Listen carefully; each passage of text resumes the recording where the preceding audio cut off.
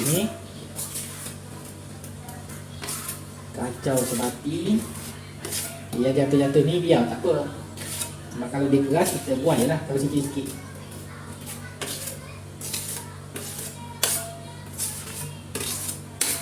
Lepas tu kita buat sekali lagi. Macam ni.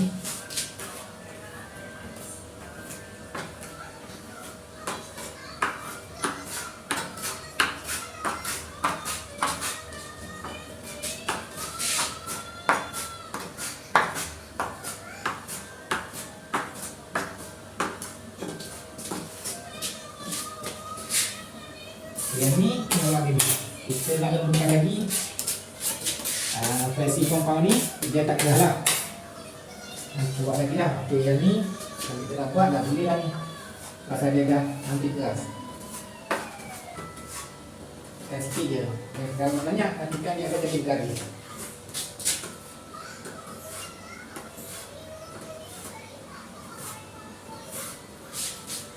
Yang ni lebih sikit ni, kita tepat paku lagi.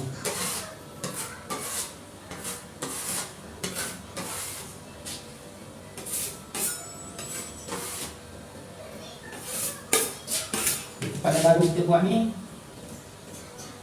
kita layan, kita tekan. Tak payah tekan mula lagi, kita boleh tekan sikit.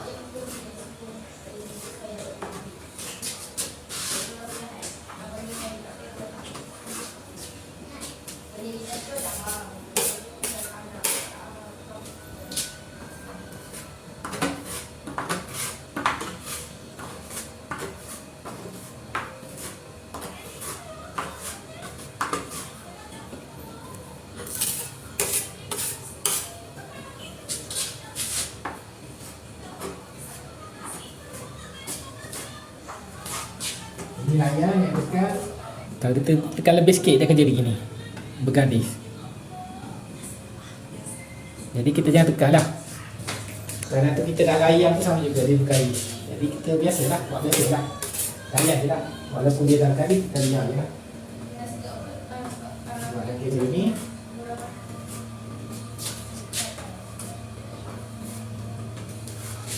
Yang tak kena buat gini lah.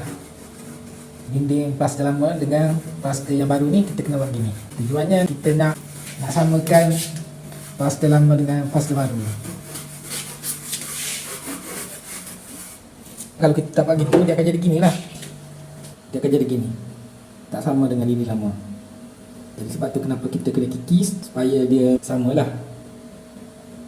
Cuma dekat sini nampak lagi lah dia punya garisan-garisan ni, macam gini kan. Ada garisan ni, ni kemudian biar dia keras dulu. Ini pertama ada macam tak rata.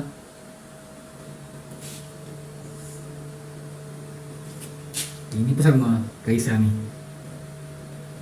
Ini tak rata lah ni. Ini pun sama. Jadi yang ni kita biar dulu. Kalau kita cuba nak hilangkan garisan ni, nanti lagi banyak garisan. Pasal apa? Pasal dia tak keras lagi. Jadi kita tunggu dia keras dulu lah, baru kita tutup tempat yang bergaris-garis ni, yang tak rata, tak cantik ni.